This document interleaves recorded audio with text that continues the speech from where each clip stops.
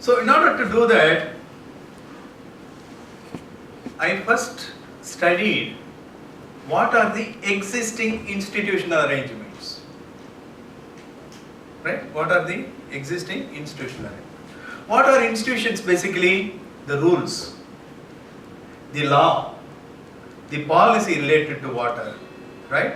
And the people's behavior also, the farmers' behavior, the government's behavior. All these things are considered to be institutions. Institutions are those which are used for disciplining the behavior of the people, right? So you have rules. For example, in Taiwan, you have to drive on the right side of the road, right? On the right side of the road. But if you go to India, you have to drive on the left side, right? Here the driver will be sitting in the left side, whereas in India the driver's seat will be in the right side of the vehicle. Okay, so these are institutions, right? In order to channelize the activities of the people, you have institutions. But if you go to India, you cannot drive on the right side. You will meet with an accident. Okay. Similarly, in each river basin, there are institutions. How to use water? How much water should be used? On what date the water should be released for agriculture purpose? Right? So on and so forth. These are all called the institutions. Rules, policies, regulations, all these kinds of things. Right? For example, here there is no restriction on internet. Internet is not restricted, right, in Taiwan. But if you go to China, you have a lot of restrictions on internet. One of my friends, he said Gmail cannot be accessed in China, only Yahoo, right? So why China places a rule? I don't know, but maybe for some reason. So that is called institution. Ban on some of the internet sites is called institution, because that is the rule, that is the policy. So policy, rules, regulations, all these things are called institutions. Okay, and then, so what are the existing institutions? What are the existing rules? What are the existing policies that govern water allocation in the river basin? That I studied, because the existing institutions only create problems. Okay, they have not solved the problem. So we have to find out what are the institutions that are responsible for the existing problem. Okay, and then alternative institutions. That is what we have said in the title as innovative institutions. Okay, what are the alternative institutions that are required for making the water use more efficient in this particular river basin? Okay, two different things. One is existing institution, alternative institution. Okay, so I just studied these two different institutions and then tried to arrive at some conclusions out of it, useful conclusion for future water use management. Okay. So basically, I'm sorry I didn't bring the map because we didn't get the map of the river basin.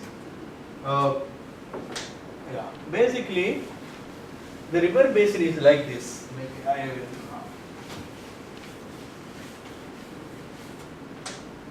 You have river flowing like this. Okay, so these are all hilly areas where rainfall occurs, and rainwater comes in the rain, and you will have a dam called Bhavani Dam. Bhavani Dam. So this Bhavani Dam is constructed to store the rainwater and produce some amount of electricity, and then divert water for different canals. Okay, so you have a new canal system called Lower Bhavani Project, LBP.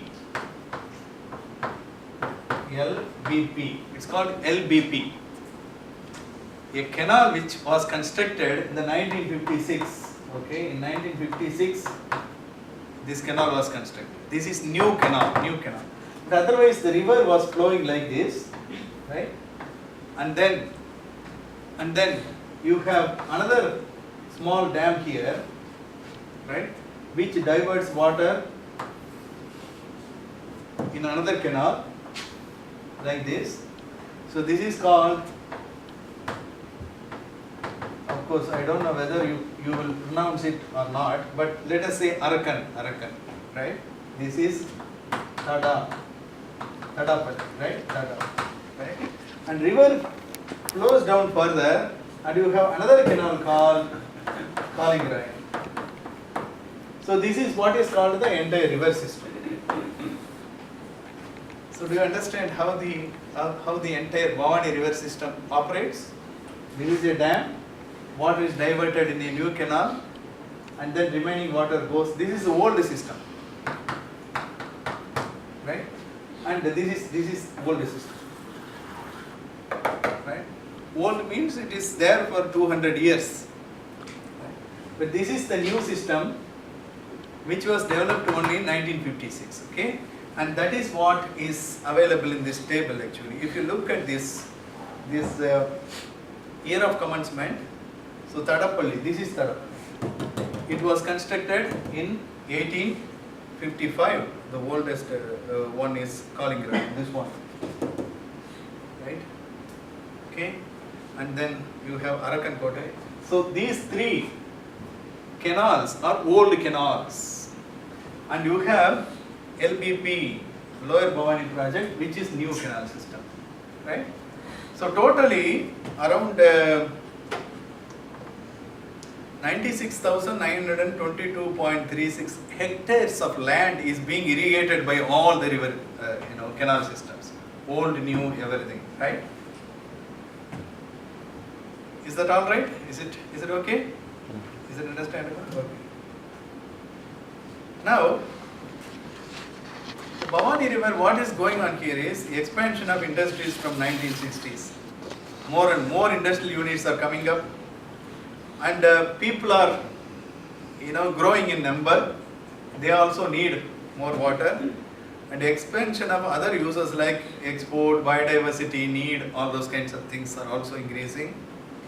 And there is a huge scarcity when drought hits, that is when there is no rain.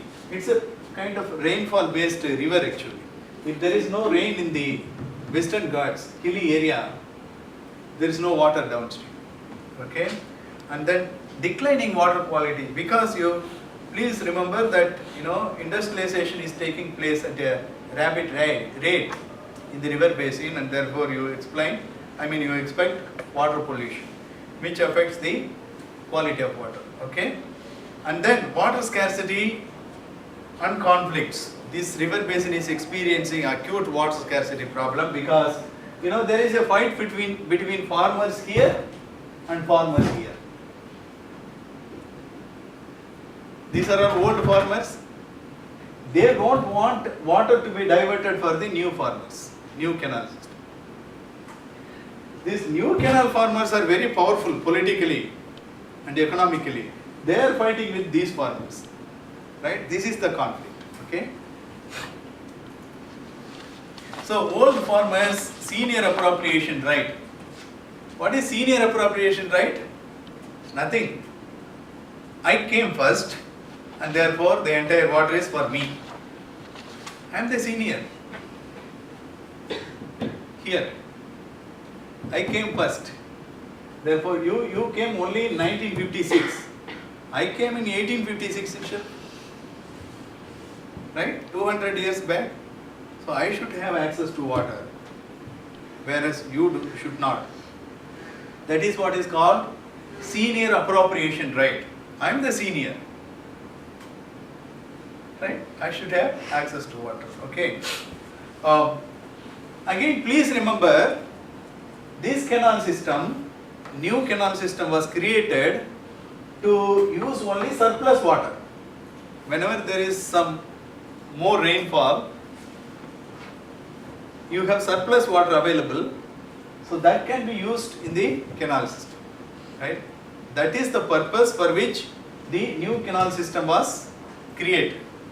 If there is surplus, you can use it. That was this thing. initially these farmers were asked to cultivate only dry crops, not irrigated crops. Cotton, turmeric, oil seeds, all these things were supposed to be cultivated here using surplus water. But over a period of time, what happened was that these farmers also started cultivating paddy and sugar cane. Paddy and sugar cane require more water. They are water intensive crops, right? These farmers were told not to cultivate those kinds of crops because they have to use only surplus available. But over a period of time, these farmers violated, right? It's called crop violation. They started cultivating water intensive crops. Once they have started cultivating water intensive crops, they say, look, you should also allocate sufficient amount of water for us. There is no question of surplus water. We are also cultivating water intensive crop and therefore we need more water. Do you understand the problem? Initially I slowly get into the system, use little bit of water, and then over a period of time I claim permanent entitlement over water, right? And that is the reason why conflict has arisen. Understand, right? Okay, so this is the kind of problem. So when more water is diverted here, these farmers are opposing. You are taking away our water and giving it to new people, which is not acceptable to us. This is the reason for conflict. Now, how to resolve this conflict? It's a serious question. Okay. Another problem is that the productivity is very high in this particular canal system. What do you mean by productivity is high? For less amount of water, you can produce more output, agricultural output. But this is the old system which is very inefficient. You have to use more amount of water to produce particular amount of crop. But here, this is modern system. Even with little amount of water, you can produce more. And therefore, you have to allocate more water here than here. From economic point of view, you should allocate more water here than here. But what is happening? More water is allocated to inefficient system and less water is allocated to efficient system. Right? So, this is the problem. Again, what is going on here is, please look at this particular thing. This is very interesting. In the Lower Bhavani project area, what happens is, you have canal system, right, like this. You have sluices, okay. Sluices means the water diverting.